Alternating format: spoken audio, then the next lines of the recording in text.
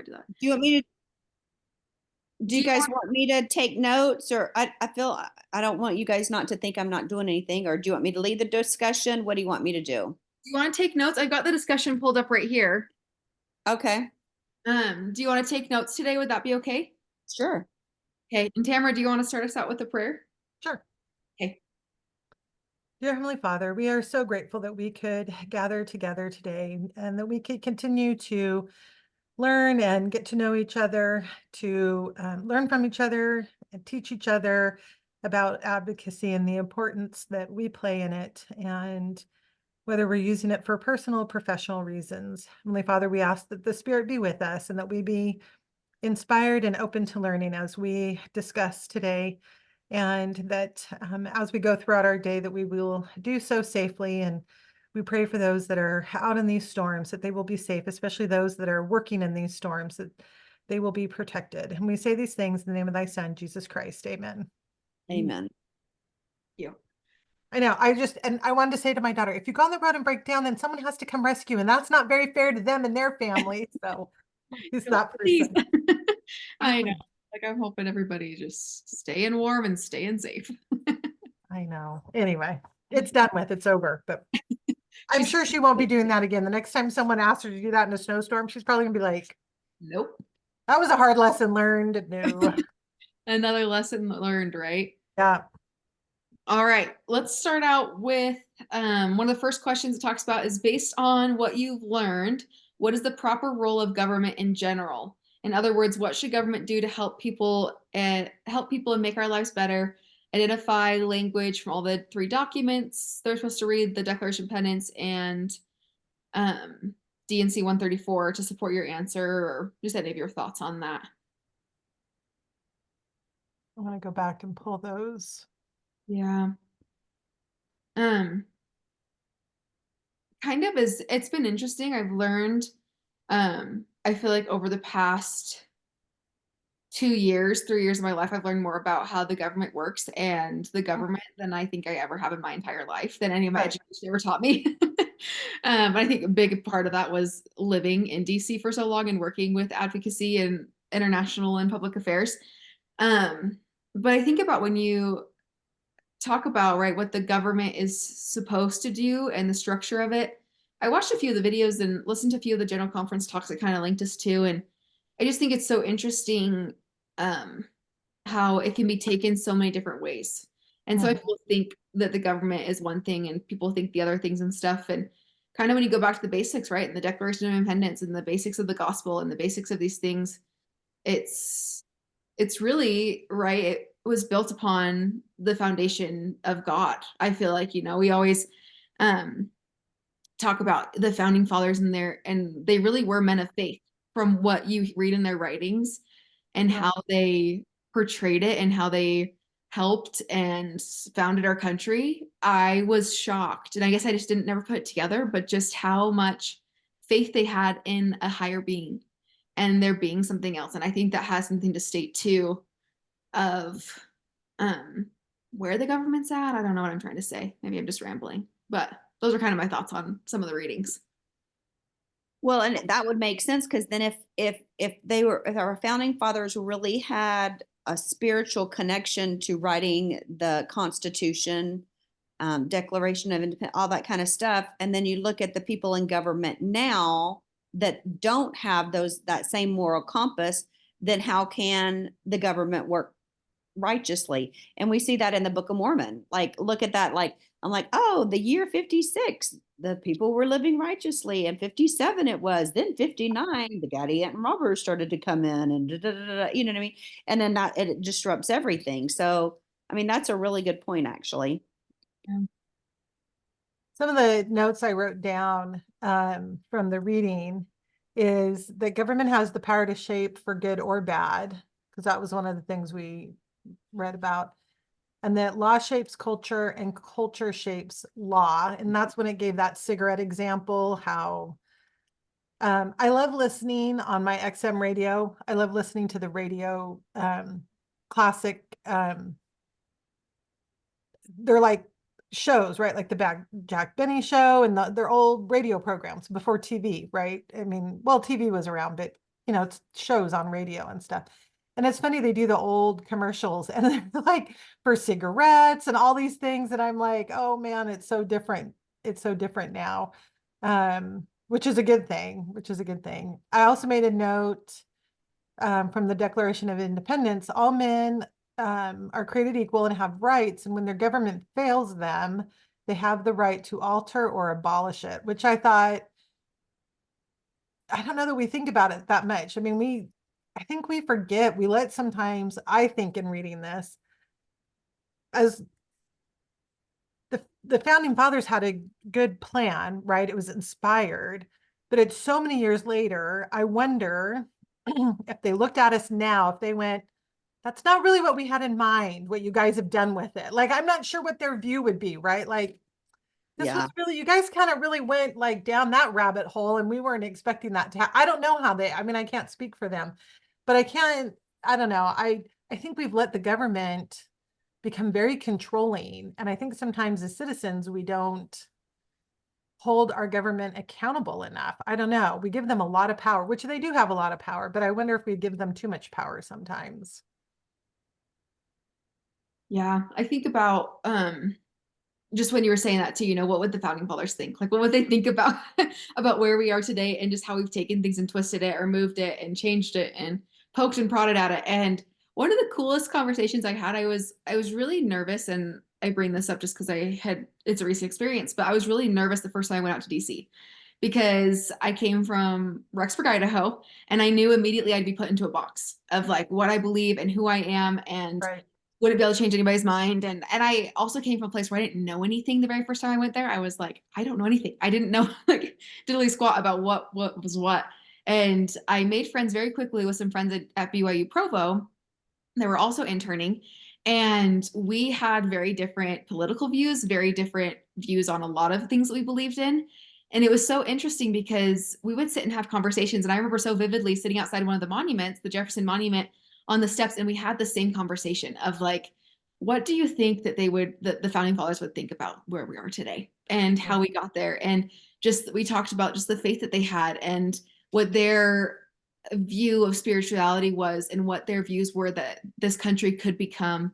And it was just so interesting to sit down and have these kind of conversations, especially where I was so nervous to have them. Because I was like, what if I speak up and say something I don't know? But I realized so quickly, like, how really you can tell anybody, right? Like, just so you know, this conversation, I don't know much about it. I'm still learning. I'm happy to learn more about it, but like, let's have a Right. conversation about it. And here's what I think, and what do you think? And it's just so interesting and so powerful. And a few of them came up with different ideas of what the founding fathers would say. And I'm just like, man, Christ can come. Right? I am ready. But anyways, it is interesting. It's been interesting to read that. Um, any other comments on that one? I can move on to another No, go question.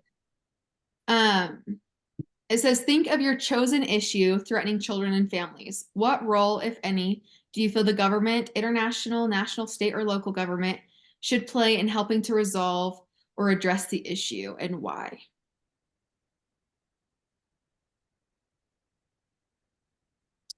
Well, I'll go. Mine is what I have been writing about is no fault divorce.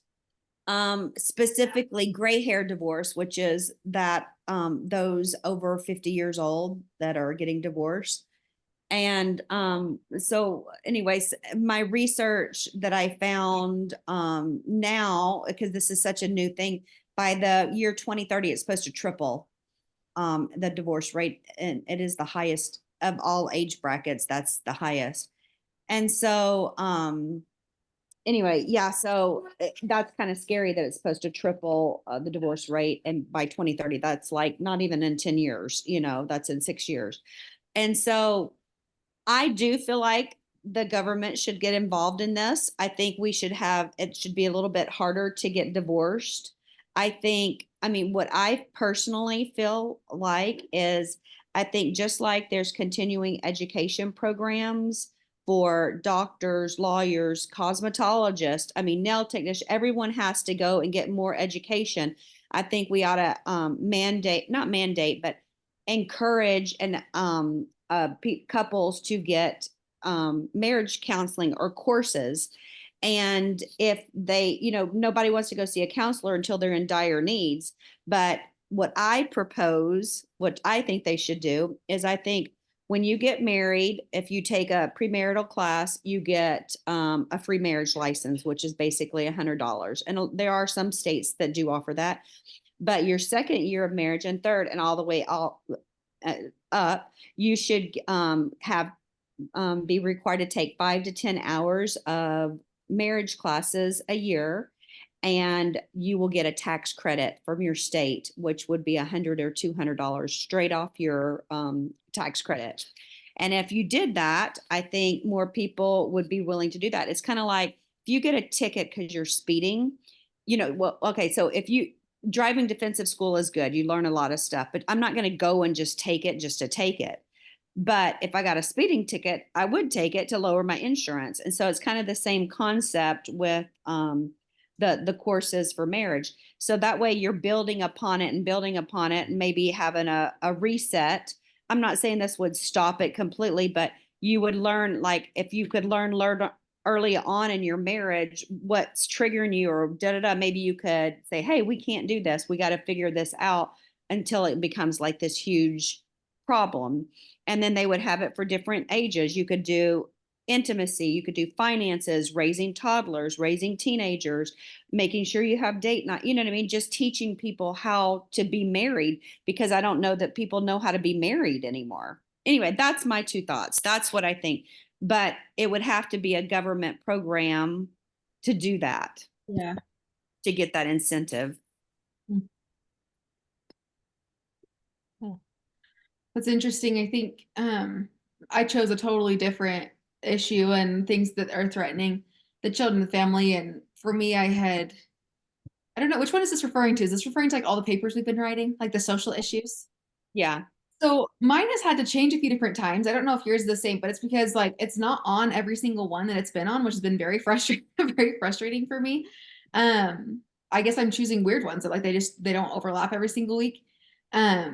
But the one I did this past week, so this week or the week before, I did on social media and the addiction to it and things.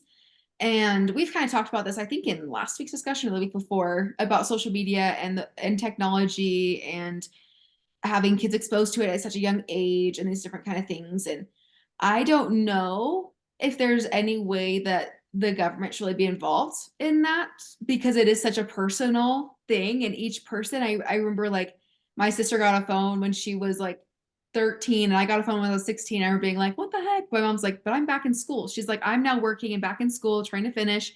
She's like, I need to know where Lydia is. And I'm like, okay, that makes sense. Like, and so it's like, you can't really regulate those things. I think technology in the school can be regulated, right? We've talked about that, like laptops, and they're different technology that we allow the kids to bring that is supported by the schools. I think we could help regulate some of that. And we do. And I think we do an okay job at that. I don't know. I don't have kids that have laptops right now. But from what I do know and what I have heard in the discussions we've had, they do the very best that they can to regulate what they can. And I think that there's bonuses and positives in all of it. Mostly what I spent most of my time doing is just the addiction of social media and the addiction of technology. And that itself is really, I don't think, something that they can monitor per se, at least in my opinion. I don't know, maybe I'll keep researching it, but that's kind of what I've been talking about, and just how, yeah, I don't think they're able and should be. I don't know, maybe we disagree on that. I don't know. But that's kind of what I guess I've been studying for most of my papers on. Yeah. Right. I would agree too. I don't think that they can regulate that. Yeah. And that really comes to, I mean, that's taken away freedoms and rights. Mhm. I personally feel like, I mean, I think we just got to learn how to deal with that and give people tools of how to deal with that. Yeah. And that's kind of what I've written about.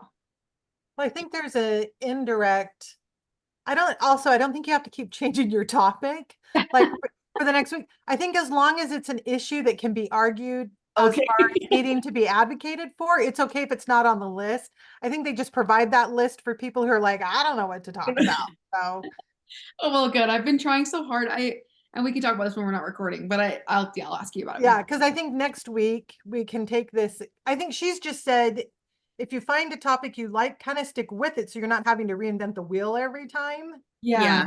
The very, very first time it was about the fatherlessness, but we're Yes. not doing it now based on fatherlessness. It's just Right. based on advocating. So if it doesn't fit in that same thing, and then Social issue. like we had thunderstorms. We weren't supposed to get rain today. I just heard thunder and now it's like pouring over my house right now. That's so bizarre. Anyway, sorry. I'm like, I hear What the rain on my roof. heck? I hear rain on my roof. We Where did can that hear come it from? all the way over here. No, I'm totally teasing. We can't. And then next week, I think we're supposed to do a speech, like Right. 5 to 10 minute speech. Really? Yes.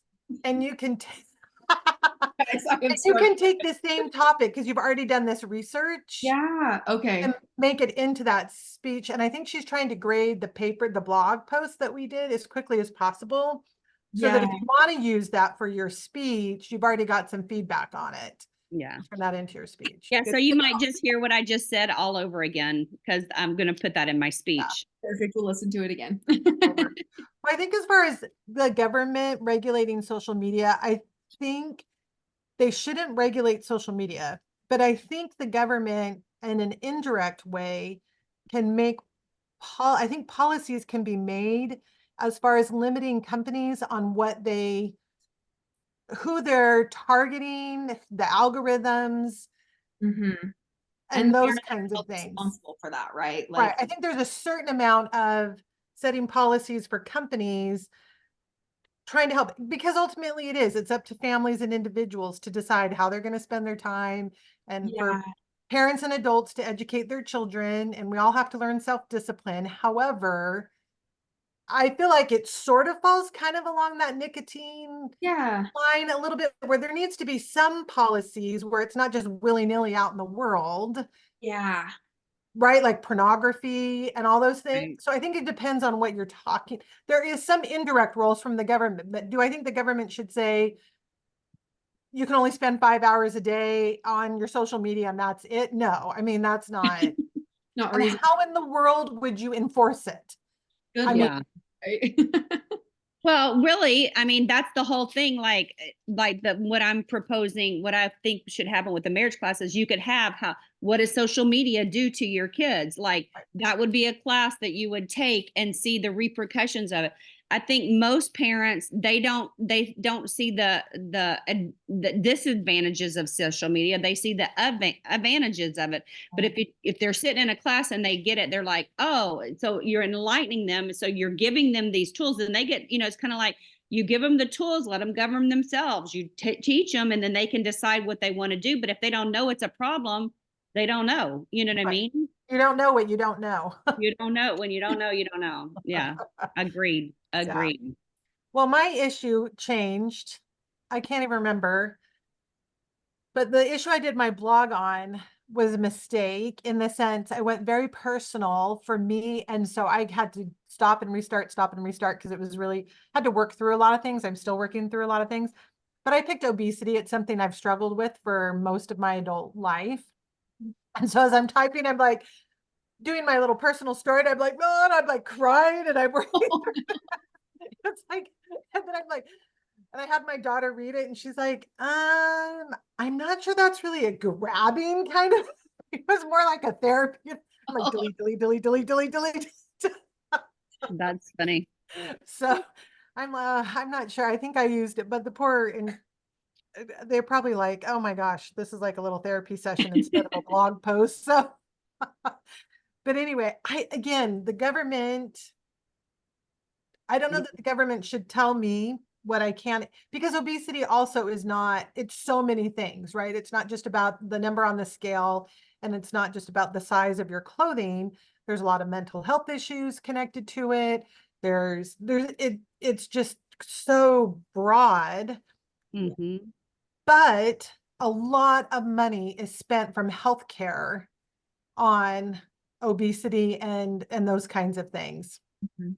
And so I think the government can get involved in the sense of maybe making nutrition classes more available to people, because so many people don't have healthcare and they don't have access, or even group mental health, because it's so costly sometimes to go and meet people, whatever. So maybe again, policies to support programs, but not necessarily saying, sorry, you are only allowed to have small. You cannot supersize any of your meals until you lose your weight, right? I mean, so again, maybe it's regulations, because I think in America, it's crazy. We want every bang for our buck, right? So it's like, ooh, I'll get that larger drink because it's only 10 cents more. But do I really need the larger drink? Or am I just thinking, wow, that's a good deal for only 10 cents, right?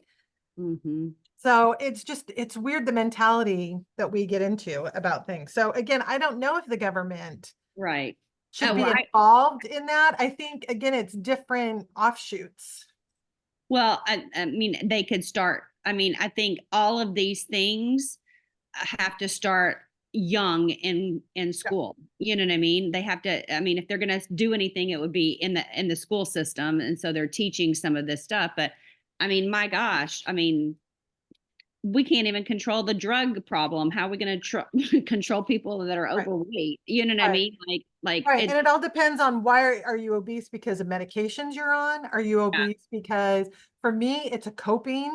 So my problem is I'm not addicted to alcohol. It's food. Food is my coping, right? Mhm. Somebody else who's like, I had a tough day. I need to go have a drink. Mine is like, I mean, when my sister called to tell me she had cancer, I wasn't even hungry, but I walked into the kitchen and I stood in my pantry going, what am I going to eat? Because The comfort. Yeah. that's the comfort, right? The problem is, or it's a little bit different in the sense that if I have a drinking problem, it's not any easier, but I just stay away from bars and I don't buy alcohol. I have to eat. Yeah. Yeah. I can't not eat. I can't abstain from that. So, there's just all these different, that's why mental health is part of it. There's just all these different Yeah. things. It's so complex, but I think all these issues are complex. Social media is complex. Divorce and marriage is complex. I mean, there's just, Yeah. you know, It's interesting because oh, go ahead, Sarah. I was just going to say, I have this quote in my kitchen, Tamara, that mm, says, "There's a skinny girl that lives inside of me, but usually I can shut her up with a cookie." yeah, it's true. It's so true. Oh my gosh. I'm also still 25, which is not, which is, I'm 30 years past my 25th birthday. So, but in my brain, I'm still 25. So Yeah, I got a lot of issues going on here. So, love it. Okay, And go I ahead, think, Cassie. I'm sorry. no, you're okay. I think so. My last paper I wrote was actually on obesity, and I mm, talked more about how I've had bariatric surgery. And okay. so I had that about 3 or 4 years ago. And I talked about my experience with that. And I also just feel like I felt so alone until somebody told me that it's also like your genetics. Like that's how you're built. And I wish that someone would have told me that when I was 10 years old and being put on like weight loss pills and supplements and things like that, where I'm like, so I think the government can help in terms of like understanding your bodies. Cause I remember feeling so upset that my sister is a skinny little cheerleader. Oh, and I was like, Right. what am I doing wrong? Like, how am I like comparing in those kind of things? And so there's a little bit of that in between, right? Where they can't force you to do anything. I'm like, I'm the same way. I am such an emotional eater. Yeah. I eat my feelings in two Yeah. seconds. Well, someone asked me once, they're like, oh, are you an emotional eater? I said, yes, I eat when I'm happy, when I'm sad, when I'm angry. You name the emotion, I'll eat it. It's not because I think a lot of Celebrating or it's a celebration, it's a sadness, and my girls are like, oh, I'm so upset I can't eat. I'm like, good, keep it that way because I get upset. I'm like, let me eat it. Let yep. me, I'm like, I need to eat something now. right. And do you think I go for the carrot in the refrigerator? No. It's not the carrot I'm going for. That doesn't satisfy anything. So So it is that's an not, interesting issue, right? yeah, That it just faces so many of us in whatever way it is, because it ties into mental health. And I think about yeah, people who have suffered through eating disorders and overcome those things. And it's like that in itself is also that same. And I'm like, it's one of those social issues that right, you've got to stand up for and you've got to advocate yeah, for. And it's yeah, on both sides. And it's even those people who are right in the middle who are like, I'm just hanging out. Like right. Yeah. and so it is such a wide variety. And maybe they did teach it when I was younger, but I wish that I would have heard that more growing up. Yeah, I know they didn't for my age group. There was, I mean, you got sex education in school, right? But that was more the biology part of it. That's not anything what it is Now, Today. teaching today for sex education, right? But I don't know that they do a whole lot of nutrition We body. just have the little chart. Remember the little triangle chart Yeah, food with charts. the dairy and the vegetables and stuff like that? Yeah. Well, the problem is that when we grew up, when I was younger, they didn't have all these instant, you know what I mean? Like McDonald's was a very new Oh, thing. When I was in my, elementary age years. I mean, I was probably 12 before that really yes. came. Of course, there was no Taco Bell or anything like that. And No. so I mean, I think everybody kind of has struggled with that. I my sister-in-laws, I have my husband's one of 10 kids, Mm, and my mother-in-law, seriously, they ate off of their year supply. yeah. And so all the kids were super skinny and healthy, and you know what I mean? Like they ate cream of wheat or oatmeal every morning, and you know what I mean? They just ate from their vegetable garden and stuff like that. And so they all are struggling with their weight right now. And so the youngest sister-in-law, she goes, "Oh, now I know why I was so skinny. I hadn't even tasted good food yet. Look at me now. Like I was deprived as a kid, and look at me now. Like, of course I can't eat because I Right. didn't know that there was good food out there, Right. It's true. The access to food was very different. We talked about that. My husband and my daughter and I, we went out to eat last week or whatever. And we go out probably maybe twice a week. We go out to eat or whatever, like out to eat like Chick-fil-A or Habit or something like that, right? Not super fancy sit down restaurant. We were explaining to her, my husband was the youngest of seven. They never went out to eat. We started going out to eat after my parents got divorced, and it was only my dad. My dad was like, I'll take you out to, because he wanted to be like Cool dad. he was the cool dad. I'll take you guys out to eat. My mom was like, I have no money, so it's hot dogs for dinner again tonight. So, but there just weren't, like you were saying, Sarah, there was no restaurants I mean, oh my goodness. We have a lot here, but I am flabbergasted when I go to Utah how many food places there are. I have a niece that lives in American Fork, and we get off the freeway, and I'm like, sitting at the light, I could probably count 30 food places within Oh yeah. sight. It is just amazing to me. I'm like, wow. Anyway, wow. Well, I struggle with emotional eating too, and I think it's hereditary, meaning my mom does too. Yeah. Um, and just today, here I won my tennis game. So what did I do? I came home and ate cookie dough and chocolate chip cookies. And then I picked up my granddaughter. I'm like, let's go to Walmart and get some Cadbury eggs, and like I ate that, you know what I mean? And I'm like, Yeah. oh yeah, I'm going to reward myself because I've been so good because I can't eat sugar 48 hours before I have a tennis game because I don't have the energy. And then Yeah. like now tomorrow I'm going to be in bed all day because I've had a sugar overload, you know what I mean? And so Yeah. I think that's how we reward ourselves, especially, well, I shouldn't say especially women, but maybe we I think reward so. ourselves with food because Mhm. it tastes good, you know what I mean? And Well, yeah. and then if you get into the whole church culture, Oh, every event, everybody always says, is there going to be food? Will there be food?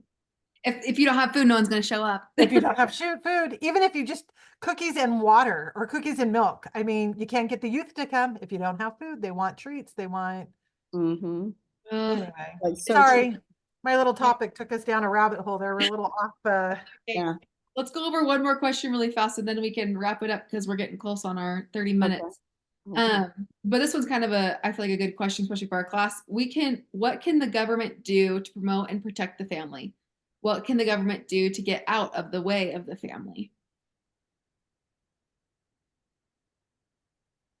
Wait, where'd you see that question? So a little farther down, let's see what bullet point it is. It's after one, two, three, Oh four, five. yeah, okay, I see it. Number 6. What can the government do to promote and protect the family? And what can the government do to get out of the way of the family?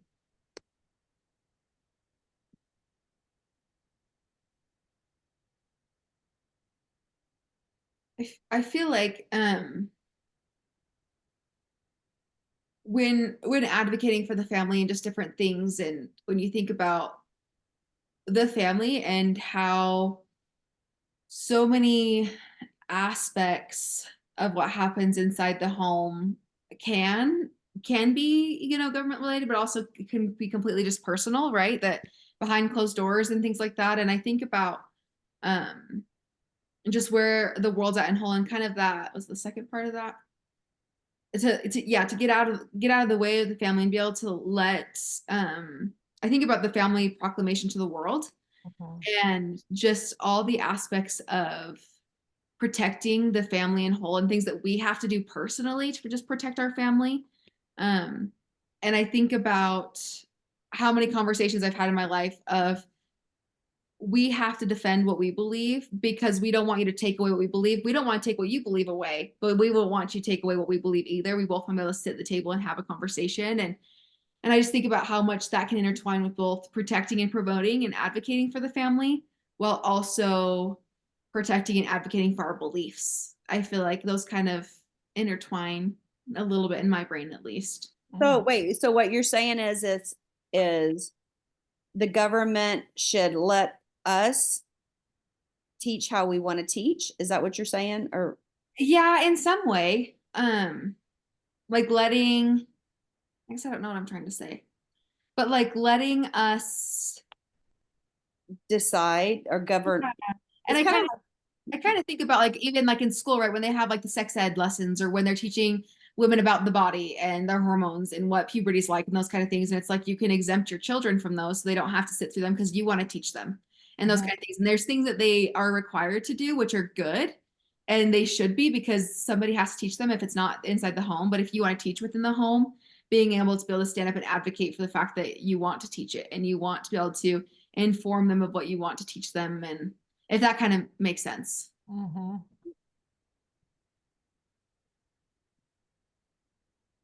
Yeah, I think it does. It makes sense. I think it's that a little bit of that separation of church and state a little bit, right? And Yeah. it's because when I think about, well, first, so the Declaration of Independence obviously is separate than the Constitution, right? So the Declaration of Independence is just saying we're breaking away from Britain, and this is why we're breaking away from Britain, because the king is a tyrant and you've treated us horrible as these colonies and we're done with it. So this is what we're doing. And then, then you have the Constitution that's laid out saying, okay, this is our government. These are what we expect of our government now that we are a new established country, colonies.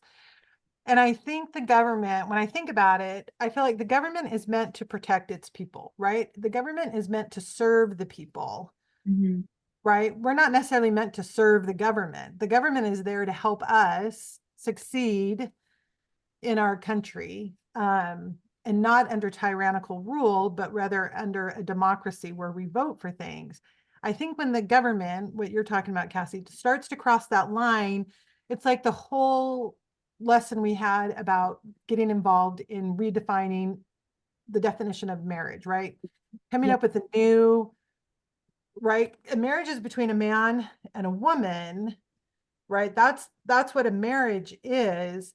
And the reason, sorry, there's all sorts of noises happening outside of the domain. I'm like, what is that noise now? I don't even know what's going on.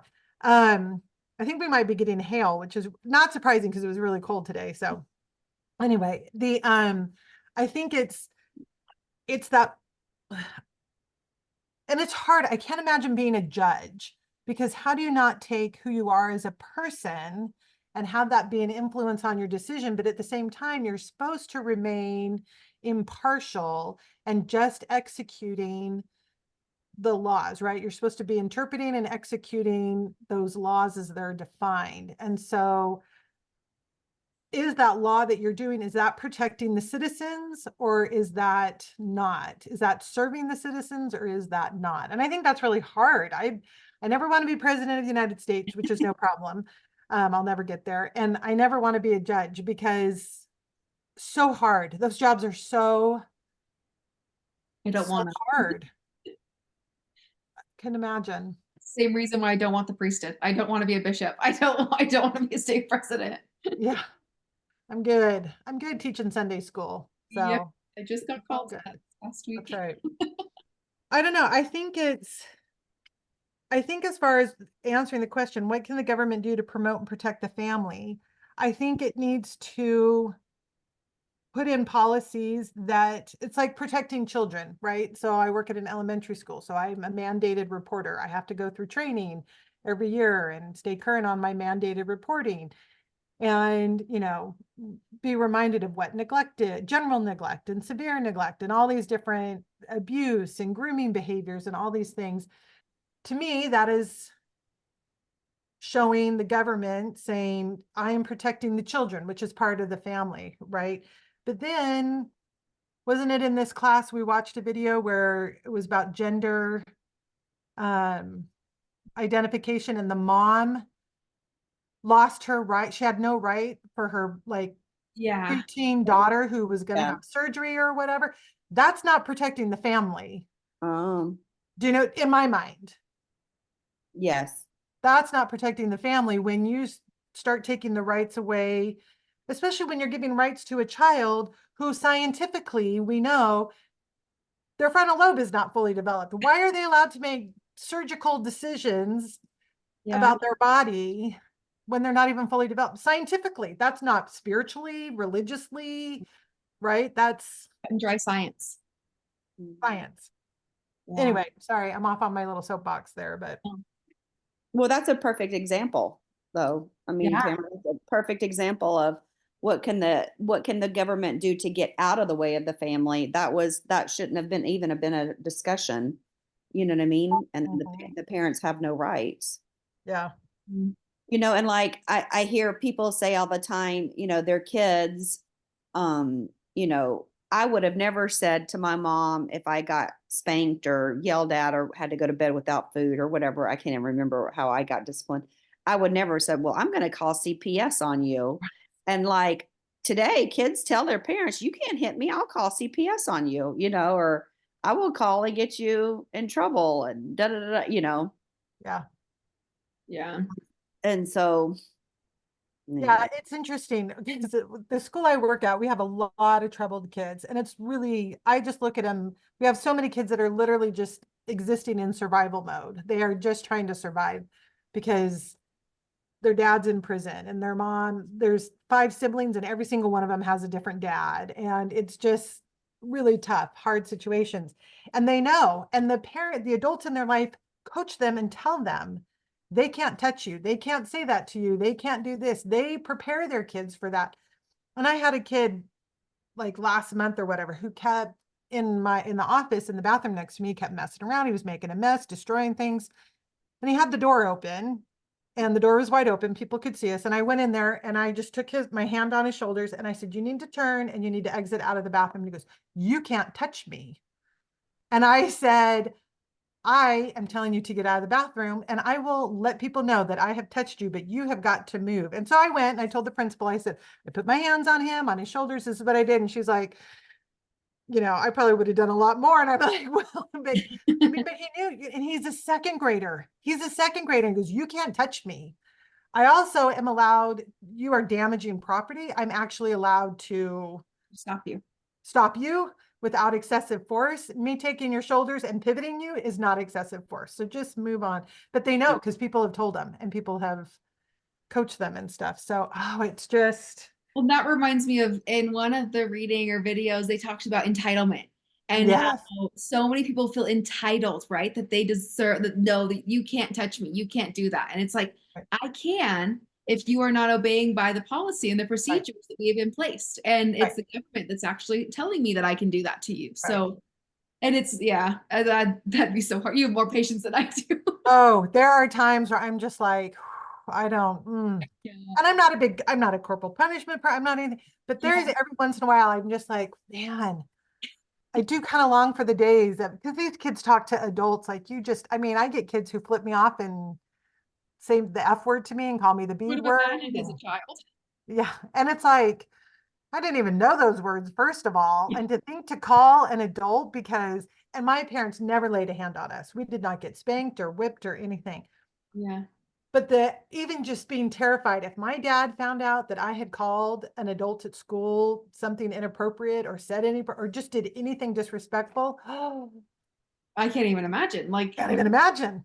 Like And I can't even fathom. And my thing I always say is everybody wants their rights, but nobody wants responsibility, right? Mm. That's Yeah. what I feel like it is these days. Everybody always wants their rights. Yep. Nobody wants any responsibility for Or anything. any consequence for whatever they do or don't do, right? Nope. It's like, Nope. oh, Mhm. it gets so tricky. I know.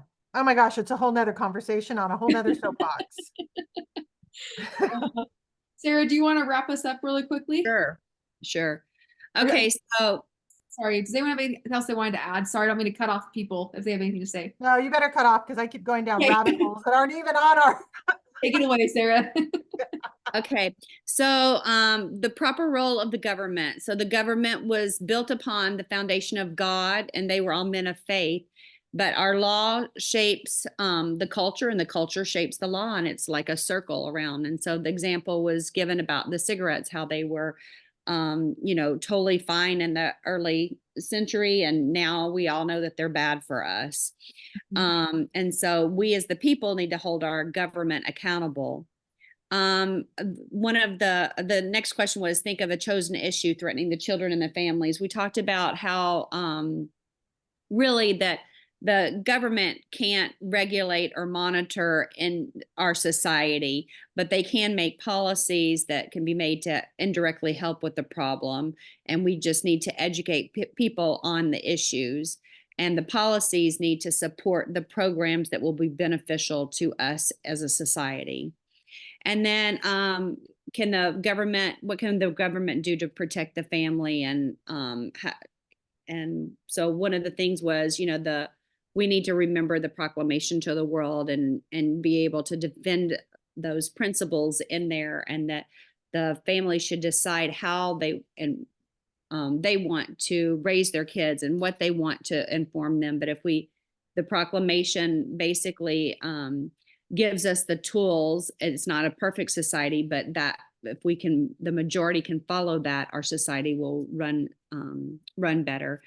And there is a separation of church and state.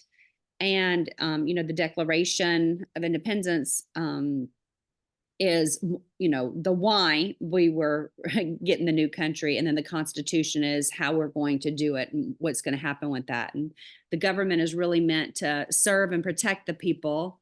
And the government needs to remember that.